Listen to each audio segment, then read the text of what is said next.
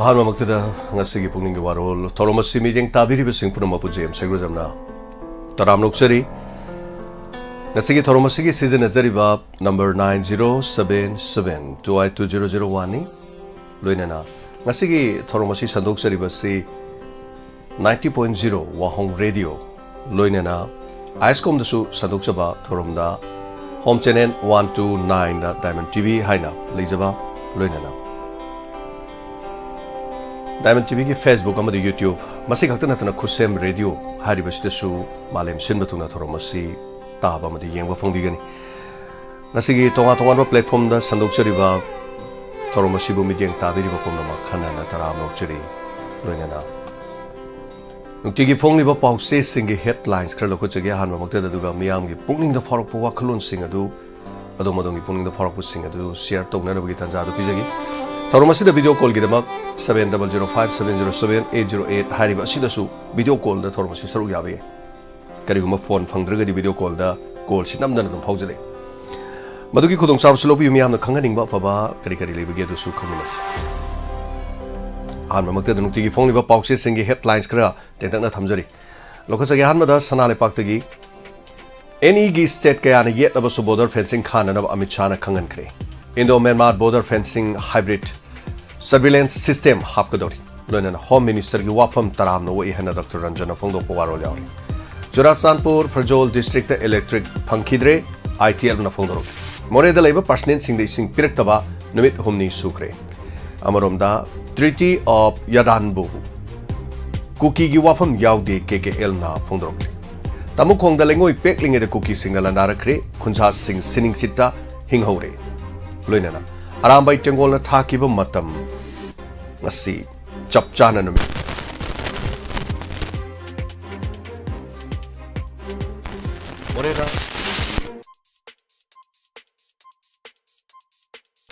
Moreda Kulai Fare Hari Lupa Crore Mapanga Karahian Bagi Sanpungi Drug Fare Hari Masikaktanatana Online exam ki demand da MTU dagi Mahiro Singh Horkre exam Thakidre Loinana Lepak asigi lone yadaba lup tara tret lauthokpada Manipur dagi tare yaure haiba warol yaure Loinana Sagolmang dagi tara nipan suba sam rifles lauthok labadi akan bakhungjang sangsilagina haina committee na phongdorok Manipur gi mai gi award pa mengkhan anaba national grid dagi mai megawatt nifu leiraga seasonare nongmai paiba singna kialakpadagi mai kotpa sing fabada apan ba thokle haina cherol masu phongdorokli Manipur thogaina ba honariba kuki singna Amit Shah unagadori Tangleipak ki mairagi headlines tasu itham moirang purel tamukhok ture da lengoi pekpagi thabak torbesin misingda bom amadi nomai landara khia ba pawsi samana na yaure separate administration taliba koki MLA tara gi mathakta mathik sab sairak piu haina imamai pabisin assembly da thomjin khre langsai thaunana more da chana thangna ba polam sing pushinba thingbagi khongjang sangsili more da leriba CDO sing da chana ba thangna ba sing adu phanghandrabanina Hausik oriba piba masida muk more rom da lady miyoi sing saba thakpa sing asi amuk pusandana na ba langsai thonana pochai pudana ba hangla ga pochai se puhandre haibo afama malangli ULM na wa ba phongdorogli amrom da sandel leirung tabida maite ama furga ayamba sel mullaga madugi matung da gari thugaira ga thadorokre haibo warol masulangli Delhi da khongjang changsin na ba changsin ba maite masa tara ga mathoi police na phajilore Loinana Karnen Oinam Akas Lusing Batarani Pansuba AR Mahut Sinbe Aroi Haina Sagolma Ima Singna Phongdorokli Loinana Makhataba Pauda Koki gi Miyot Singh Union Home Minister Unagadori Haibo Afam Lady Cross Season Adona Christian Himixat Lekha Tahanaba Honaba Tokadabani Haiba Warol Masyauri Tangjin Singh the Yungniba Cross Kudak Talok to Haina Fizam Brojana Phongdokre Loinana CM da pointera ni thoi amadi wahang manga yaw ba serol ma pisin khre BJP lenga ke luching mana kari lalu bugino miyam ga unaba ngamdri be se haina ts sujata na phongdorokpa wahang ma yaw loina Manipur Mahila Congress Committee na nari nei campaign audokre one of headlines to Indo-Myanmar kilometer listing amaga chatruk ni pom doi sangba ngaukhai sambal khan na balep na rehana Amit Shah na phongdokli loina chamana ba pauxing kamanurega lojurga manada ba khara hoina lokhachare Nasi Congress ke lusi mukring pala thunglagani Morang che mangol jamna lekhi da waba phongdorokli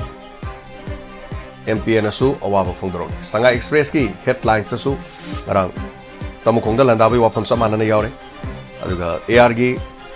Tranipan suba asi 28 AR thamna bohona ru irang horkhre haibo warol chim samana yaure kulai phaba bo manga phaba gi photo ko na yaure Bible da frup amagi isor gi khobam da cross yung sulu habi yaude loina na awaba helena khunjasi na phongdoro warol musu yaure Imana ai siradarani hankibudu asengbo oiki haira Hakting na ba paudam da machana pina phongdoro warol musu yaure Loina na chamana re amba Manipur News ki su kilometer lising amaga chatruk ni pohum doi sang me indo Myanmar border sabal khana na bore lokre haiba lengoi lobala ko truck taruk lokthok pangamdri haiba warol si yauri loina na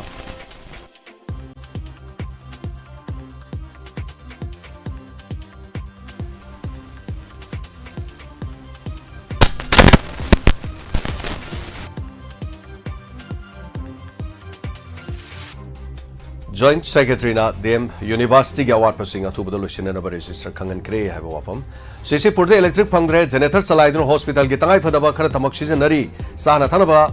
ising aduga irujata banu mi mangani sure bang baite na phongdok warol yauri loina na masi huyelan paudu su samana bada kokela men basing na micham han na bhona ba lep 3 ha ba pau lenga ki school phagal si ha ba mission Konsin Kraba Kurkulgi Sadar Patel High School Salak Saramle Haiba Mapao Musiyaw Loina na Sagol Mang Kewadagi Tranipan Suba Samrai Panlok Thong na Bohona Bagi Mayok to Miyam Irang Hokre Hausik Wariba Piba Masidi Party na Lude Iram da Mamsung Tungi Mirang Kangadabani Dr. Loke na Fongdopa Warol Yaw Masin Nuktigi Fong Liba Paukse Singi Headlines Krapijaba Mazi Makatara Kusimi Apono Manangasi Tormasida Saruya Biriba Sing na Masamasagi Weba Pukning Warol Fongdok na Nabagi Tanzadu Pizari Facebook Live to Lak Piri Bami Contraga Taro and Natagachari Aduga Asi YouTube live streaming the links in Mirliba Mioi Saniga Marfubusu Taram Noxeri Tormasida call Ahanala call Matalokochagi Hello Hello Oh Mingalai Fongatapisi I kano taung koktiki koibi tabirabo Tazare tabung koktiki am nungaise thorom soruga birako do aise yama thagani adu thagal mandana ai gi wahi le jatre hai tare pang ha jo ai thaga chagare hani ha le tana gi oina thaga chi staff na bu su yamna ya janing ba hai tare ko hoi diamond ai din diamond de do de Mala degi ya thawai yong na tanjare bako hoi next phone je amuk tang tong na hona ba try je ma seng khangdana to idu mayam thawai yob mayam jina khudingi matam je loksang gi bje ko je kai da phongdon ngai matam yam toina gi try ji to ni ta sitang wat pa hai tare ado phangba da ba hai betare phangba je song ang de ngara ju tare pa lang nam mi ha ju nam mi yam na ngai je rai pa gi kun Aninga laitana thaga se ai sira mission tare dunga ina LMG gi staff member tim kuning mak su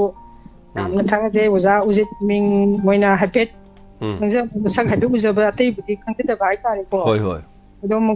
moi gi wa na am ta da product ta yam da ba tamang thana chela ko se mase kuding maki oina aga je sima mari di samada ba hai gidra Kesukai di thagat padi loni yai LMG thagat pe isu LMG gi executive haitare muyo tara manga khanmai manungda isu member mani haitare adu ai sing han tai mari da nga pugil pali sing ko kapsagi bene ba du skin source lo gi adu yoroi ke simati khang bangam jati haitare ko kari gi ming da kap kibno na khoi bi Ming do account maming kari dale bi khangbi bra account maming si makti ai angang na kapen agi di soidana angang du gi leramani adubu angang do na mana kap ki bi lerga di adaida si de ima khoi bi gi du ni haidana motong message am than biro adu di yar ma no gi hai gi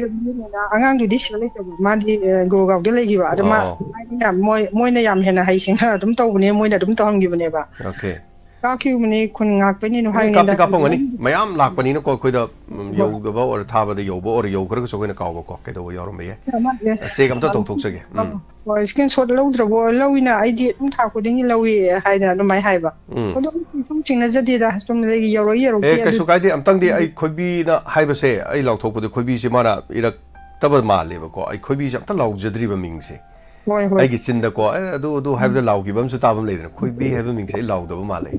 ꯑꯗꯨꯅ ꯑꯃꯕꯨ ꯑꯣꯏꯔꯦ ꯑꯩ ꯁꯣꯏꯗꯅ ꯌꯦꯡꯖꯒꯦ ꯍꯣꯏ check ꯌꯥꯝꯅꯗꯤ ꯇꯧꯖꯒꯦ ꯑꯩꯅ ꯉꯍꯥꯃꯨꯛꯁꯨ ꯍꯥꯏꯖꯈ꯭ꯔꯦ ꯇꯧꯔꯝꯀꯥꯟꯗ ꯑꯍꯥꯟꯕ ꯐꯪꯕ ꯍꯥꯏꯇꯥꯔꯦꯀꯣ ꯌꯥꯝꯅꯗꯤ ꯃꯇꯦꯡꯗꯤ ꯇꯧꯖꯅꯤꯡꯉꯦ ꯑꯁ ꯑꯗꯨꯕꯨ ꯑꯁ ꯑꯀꯤꯕ ꯐꯪꯅ ꯂꯥꯛꯏ ꯀꯩꯅꯣꯁꯤꯗꯤ ꯑꯩꯈꯣꯏꯒꯤ ꯀꯔꯤ ꯍꯥꯏꯗꯅꯣ ꯍꯥꯏꯕꯗꯤ ꯐꯖꯗ꯭ꯔꯕ ꯍꯥꯏꯇꯥꯔꯦꯀꯣ ꯃꯁꯤꯅ ꯈꯪꯉꯝꯕ ꯍꯥꯏꯗꯕ ꯃꯌꯥꯝ ꯑꯃꯁꯨ ꯂꯩꯔꯦ ꯃꯁꯤꯒꯤ ꯐꯣꯟꯗ ꯍꯥꯏꯅꯕꯃꯛꯇꯤ ꯁꯨꯃꯥꯏꯅ ꯇꯧꯕꯁꯤꯅ ꯏꯁꯥꯗꯤ ꯃꯃꯤꯡꯒꯤ ꯑꯣꯏꯅꯅꯤ ꯑꯩꯅ ꯑꯗꯨꯛꯀꯤ ꯃꯇꯤꯛ ꯊꯋꯥꯏ ꯌꯥꯎꯖꯩ ꯍꯥꯏꯕꯒꯤ ꯑꯗꯨ ꯈꯛꯇꯪꯒꯤ ꯀꯩꯅꯣ ꯇꯧꯖꯅꯤꯡꯕꯅꯦꯕ ꯑꯗꯩ ꯏꯕꯨꯡꯉꯣ ꯑꯗꯩ LNGꯒꯤ ꯀꯩꯅꯣ ꯌꯥꯝꯅ ꯍꯟꯖꯅ ꯃꯇꯝ ꯄꯨꯝꯅꯃꯛꯀꯤꯅ ꯊꯥꯒꯠꯆꯩ ꯏꯕꯨꯡꯉꯣꯁꯨ ꯅꯥꯒꯟ ꯌꯦꯛꯀꯟꯕ ꯇꯧꯕꯗꯣ ꯑꯗꯨꯝ ꯅꯥꯗ ꯌꯦꯛꯇꯅ ꯃꯌꯥꯝꯒꯤ ꯄꯨꯟꯁꯤ ꯆꯨꯞꯄꯒꯤ ꯑꯣꯏꯅ ꯍꯥꯏꯇꯥꯔꯦ ꯑꯗꯨꯝ ꯁꯦꯕꯥꯗꯣ ꯑꯗꯨꯝ ꯁꯤꯗꯒꯤ ꯍꯦꯟꯅ ꯆꯥꯎꯈꯠꯇꯅ ꯃꯥꯏ ꯄꯥꯛꯇꯅ ꯅꯥꯗ ꯌꯦꯛꯇꯅ ꯑꯗꯨꯝ ꯊꯧꯔꯝ ꯄꯥꯛ ꯃꯌꯥꯝꯒꯤ ꯁꯦꯕꯥ ꯇꯧꯕ ꯉꯝꯕ ꯑꯣꯏꯕꯤꯌꯨꯅ ꯈꯤꯇꯪ ꯍꯥꯏꯖꯅꯤꯡꯕ ꯊꯥꯒꯠꯆꯔꯤ ꯌꯥꯝ ꯅꯨꯡꯉꯥꯏꯖꯔꯦ ꯌꯥꯝ ꯉꯁꯤ ꯅꯨꯡꯉꯥꯏꯖꯔꯦ ꯊꯦꯡꯛ ꯌꯨ ꯊꯝꯖꯔꯒꯦ ꯁ꯭ꯋꯥꯏꯗ ꯉꯁꯤ ꯑꯅꯤꯁꯨꯕ ꯑꯣꯏꯅ ꯐꯣꯟ ꯐꯪꯖꯕꯁꯦ ꯌꯥꯝ ꯅꯨꯡꯉꯥꯏꯖꯈ꯭ꯔꯦ ꯊꯦꯡꯛ ꯌꯨ ꯌꯥꯝ ꯅꯨꯡꯉꯥꯏꯖꯩ ꯍꯜꯂꯣ ꯌꯥꯝ ꯅꯨꯡꯉꯥꯏꯖꯔꯦ ꯊꯥꯒꯠꯆꯔꯤ ꯉꯁꯤ ꯋꯥꯔꯤ ꯁꯥꯟꯅꯔꯦ ꯑꯃꯨꯛꯀꯁꯨ ꯑꯗꯨꯒ ꯑꯃꯨꯛꯇꯪꯗꯤ ꯉꯁꯥꯏꯒꯤ ꯊꯥꯈꯤꯕꯗꯨ ꯏꯆꯥꯅ ꯊꯥꯕ ꯑꯣꯏꯔꯁꯨ ꯁ꯭ꯀ꯭ꯔꯤꯟ ꯁꯣꯠ ꯑꯃꯇꯪ ꯇꯧꯔꯒ ꯏꯃꯥ ꯈꯣꯏꯕꯤꯒꯤꯗꯨ ꯁꯤꯅꯦ ꯍꯥꯏꯗꯅꯀꯣ ꯑꯃꯇꯪꯗꯤ ꯊꯥꯍꯟꯕꯤꯔꯣ ꯌꯥꯝ ꯅꯨꯡꯉꯥꯏꯖꯔꯦ ꯃꯌꯥꯝꯅ ꯁꯨꯃꯥꯏꯅ ꯇꯧꯕꯤꯔꯛꯄꯁꯤꯅꯅꯤ ꯑꯩꯈꯣꯏꯅ ꯉꯝꯖꯔꯤꯕ ꯇꯧꯖꯔꯤꯕ ꯃꯌꯥꯝ ꯍꯧꯖꯤꯛ ꯕꯤꯁꯅꯨꯄꯨꯔꯒꯤ ꯃꯐꯝ ꯑꯃꯗ ꯑꯃꯨꯛ ꯑꯩꯈꯣꯏ ꯆꯠꯆꯒꯗꯕꯅꯤ ꯁꯤꯗꯗꯤ ꯑꯩꯈꯣꯏ ꯃꯌꯥꯝ ꯆꯠꯂꯔꯣꯏ ꯑꯩꯈꯣꯏ ꯑꯦꯗꯃꯤꯟ ꯈꯔꯗꯪ ꯑꯣꯏꯅ ꯁꯣꯔꯠ ꯇꯧꯖꯔꯒꯦꯅ ꯃꯌꯥꯝꯗꯁꯨ ꯑꯗꯨꯝ ꯍꯥꯏꯖꯔꯦ ꯃꯔꯝꯗꯤ ꯀꯩꯅꯣ ꯍꯥꯏꯀꯥꯟꯗ ꯑꯩꯈꯣꯏ ꯆꯠꯂꯁꯨ ꯑꯦꯗꯃꯤꯟꯗꯒꯤ ꯅꯠꯇ꯭ꯔꯒꯁꯨ ꯑꯩꯈꯣꯏ ꯃꯦꯝꯕꯔꯁꯤꯡꯗꯒꯤ ꯅꯨꯄꯥꯒꯨꯝꯕ ꯑꯣꯏꯅ ꯈꯔ ꯑꯗꯨꯃꯥꯏꯅ ꯆꯠꯂꯒꯦ ꯀꯩꯒꯤꯅꯣ ꯍꯥꯏꯀꯥꯟꯗ ꯆꯪꯒꯗꯧꯕ ꯃꯐꯝꯗꯣ ꯈꯤꯇꯪ ꯔꯦꯗ ꯖꯣꯟ ꯈꯤꯇꯪ ꯑꯣꯏꯕ ꯑꯣꯏ ꯍꯥꯏꯇꯥꯔꯦ ꯑꯗꯨꯅ ꯏꯆꯦ ꯏꯆꯜꯁꯤꯡ ꯄꯨꯅꯤꯡꯗ꯭ꯔꯕ ꯅꯨꯄꯥꯁꯤꯡꯗꯤ ꯑꯗꯨꯝ ꯈꯔ ꯑꯗꯨꯃꯥꯏꯅ ꯁꯨꯝ ꯆꯠꯂꯒꯦꯅ ꯑꯗꯨꯃꯥꯏꯅ ꯈꯟꯕ ꯍꯥꯏꯇꯥꯔꯦ ꯈꯤꯇꯪ ꯆꯠꯊꯣꯛ ꯆꯠꯁꯤꯟꯗ ꯅꯨꯡꯉꯥꯏꯔꯣꯏꯗꯧꯔꯦ ꯍꯥꯏꯕ ꯋꯥꯐꯝꯁꯤ ꯊꯝꯖꯔꯀꯥꯟꯗ ꯊꯥꯒꯠꯆꯔꯤ ꯃꯌꯥꯝ ꯄꯨꯝꯅꯃꯛꯅ ꯁꯨꯃꯥꯏꯅ ꯇꯧꯕ ꯀ꯭ꯔꯥꯎꯗꯦꯠ ꯐꯟ ꯃꯆꯥ ꯁꯨꯃꯥꯏꯅ ꯂꯥꯛꯄ ꯑꯗꯨꯒ ꯗꯣꯅꯔꯁꯀꯤ ꯃꯌꯥꯝꯅ ꯍꯥꯏꯕ ꯇꯥꯏ ꯑꯗꯨꯒ ꯇꯦꯡꯕꯥꯡꯕꯤꯔꯛꯄꯗꯣ ꯑꯩꯈꯣꯏ ꯒꯣꯕꯤꯟꯗꯁꯨ ꯀ꯭ꯋꯥꯁꯤꯄꯥꯏꯔꯣꯝꯗꯒꯤ ꯑꯩꯈꯣꯏꯒꯤ ꯇꯥꯕꯤꯕ ꯑꯃꯈꯛꯅ ꯈꯣꯡꯎꯞ 5 ꯑꯃ ꯂꯩꯕꯤꯔꯅꯤ ꯍꯥꯏꯕ ꯄꯥꯎ ꯑꯃꯁꯨ ꯇꯥꯖꯔꯦ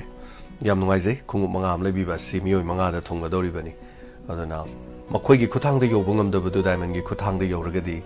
ꯑꯩꯈꯣꯏꯗ ꯍꯦꯟꯅ ꯅꯨꯡꯉꯥꯏꯖꯕꯗꯨ ꯑꯣꯏꯒꯗꯧꯔꯤꯕꯅꯤ ꯍꯥꯏꯖꯔꯤꯕ ꯆꯥꯅ ꯊꯛꯅꯕꯅꯤ ꯍꯟꯗꯛꯀꯤꯁꯦ ꯑꯗꯨꯝ ꯈꯔ ꯄꯤꯒꯗꯕꯁꯦ ꯑꯌꯥꯝꯕ ꯐꯤꯔꯣꯟ ꯆꯥꯔꯣꯟꯗꯗꯤ ꯄꯤꯔꯔꯣꯏ ꯑꯗꯨꯒ ꯊꯥꯒꯠꯆꯔꯤ ꯌꯥꯝ ꯅꯨꯡꯉꯥꯏꯖꯩ ꯑꯗꯨꯒ ꯑꯣꯖꯥ ꯈꯝꯕ ꯑꯩꯈꯣꯏꯒꯤ ꯑꯣꯖꯥ ꯈꯝꯕꯅ ꯈꯔ ꯃꯣꯅꯤꯇꯔ ꯑꯣꯏꯕꯤ ꯇꯥꯔꯦ ꯈꯔ ꯅꯛꯅꯁꯨ ꯂꯩꯔꯝꯅꯤ ꯌꯨꯝꯗ ꯂꯩꯕ ꯀꯥꯟꯗꯀꯣ ꯋꯥꯍꯣꯡꯁꯤ ꯆꯞ ꯂꯦꯞꯈꯤꯕꯒꯨꯝꯕ ꯑꯗꯒꯤ ꯑꯩꯈꯣꯏꯒꯤ ꯑꯇꯩ ꯂꯥꯛꯑꯃꯒ ꯐꯠ ꯂꯥꯛꯈꯤꯗꯕꯒꯨꯝꯕꯁꯦ ꯑꯣꯖꯥ ꯈꯝꯕ ꯍꯦꯛ ꯍꯥꯏꯕꯤꯔꯛꯏ ꯌꯥꯝ ꯅꯨꯡꯉꯥꯏ ꯑꯗꯨꯒ ꯑꯇꯩꯁꯨ ꯍꯥꯏꯕꯤꯔꯛꯑꯣ ꯃꯌꯥꯝ ꯃꯦꯁꯦꯖꯇ ꯋꯥꯍꯣꯡ ꯆꯞ ꯂꯦꯞꯈ꯭ꯔꯦ ꯑꯗꯨ ꯇꯧꯈ꯭ꯔꯦ ꯍꯥꯏꯕꯁꯤ ꯃꯔꯝꯗꯤ ꯊꯥꯖꯔꯤꯕ ꯊꯧꯔꯝꯁꯦ ꯑꯩꯅꯁꯨ ꯉꯔꯥꯡꯁꯨ ꯍꯥꯏꯖꯩ ꯀꯣꯜ ꯂꯥꯛꯇꯦ ꯃꯌꯥꯝ ꯀꯣꯜ ꯇꯧꯕꯤꯔꯣ ꯀꯣꯜ ꯂꯥꯛꯇ꯭ꯔꯤꯉꯩꯁꯤꯗꯅꯦ ꯑꯩꯅ ꯍꯥꯏꯖꯔꯤꯕꯁꯦ ꯉꯔꯥꯡꯁꯨ ꯑꯩꯅ ꯍꯥꯏꯖꯕꯗꯣ ꯑꯥꯀꯥꯁꯕꯥꯅꯤ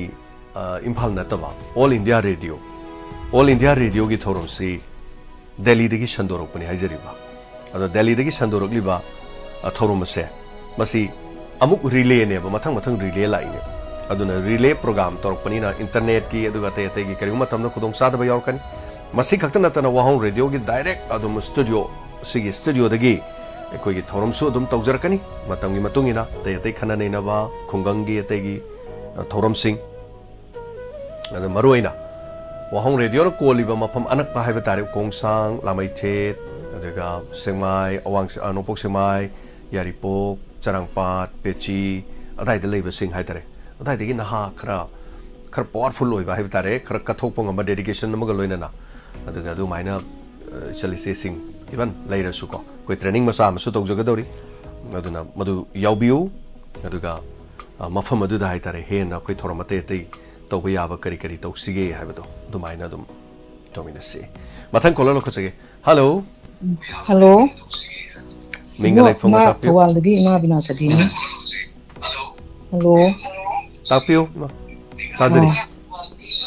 ꯑꯣ Warol radio đó khơi sẽ phải nó phá ra đấy, phá ra đấy. Này kìa. Yang ngai. Ai mà chú sẽ là làm của mình cái đó rồi đúng hai bên. Đúng rồi. Ado ima radio to kitang laptop pra isa kitang laptop pra. Khổ lắm á nên hay gì Phone wa so kitang nak pa malai re. Right da ko. một thất rồi đấy. Ah. Khơi ngã ra cái sao cái rong cái đó rồi bị hai bên xe rồi cái gì. Oh. Đi ngã. Hong Dorobi ha batay ay serial. Này, nó đó là ngoài cái đấy, sản là cái tụi ta cana cái film đó mang đồ vào đó nó đúng cái tổ, đó nó hành động, đó nó ngoài cái đấy, Hoi hoi. hiện tại phân sùng thổ có u đâu mình tổ vậy, làm thay cái gì, ở tôi dùng số hai giờ là cái thay cái gì là cái, ở tôi cái mà qua hiện tận hai ninh bảo Pukning nhiều vậy, Hai bi. cái kia, cái một cái sản lại tới cái phiên này nó, mà nhận cái thiện là gì, bảo thiện là thiện gì. Hoi. Chỉ mà tăng đó ai học sinh này, ngoài phong đó tham những này đó. 근데 난 피란 깔로 하이브가 영도 온 것이 뭐냐 피란지 뚜가 끝나 라인나도 포이스 로이 끝나래 보고 그가 피란지 이게 뭐 수지더네 이만은 좀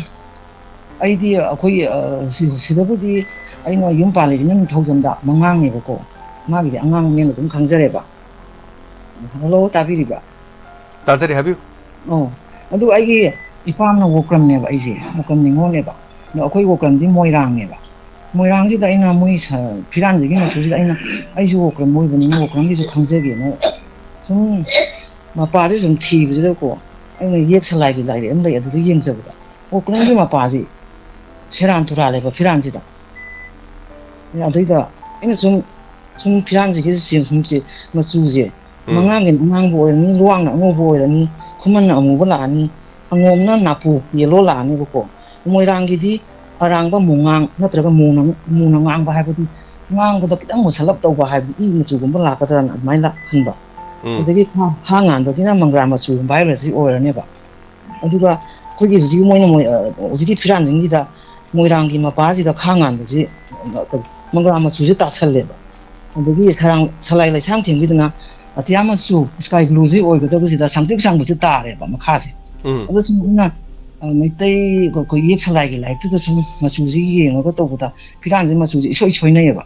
그래서 시고 마양나 또보다 마양나 간 로이는 뭐 신의 야래 하이나 또도 두비 그러라 아이디 좀 라나디 잘라nin다 봐. 강보부디나 쓰디다 마양나 야나가 스마이 좀 마주지 오이기브라.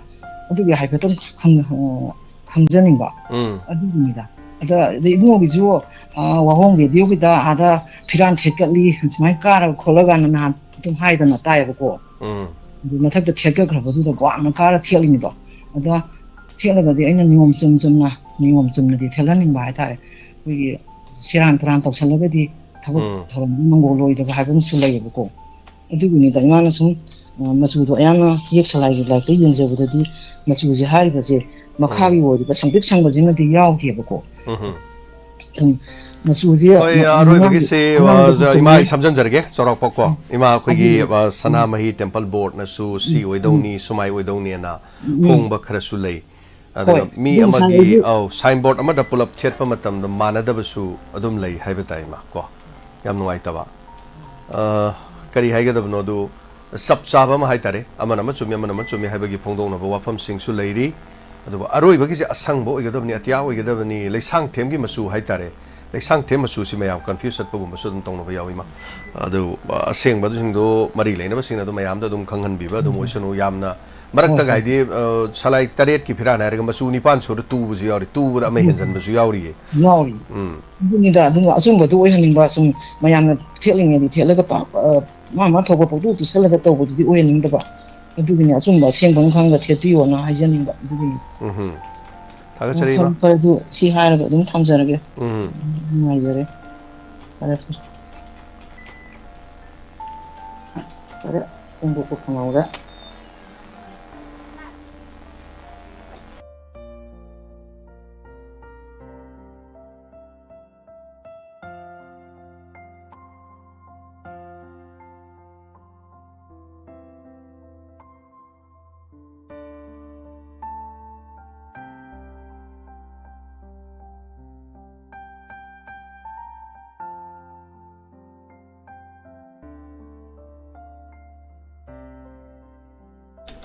Hello. Hello.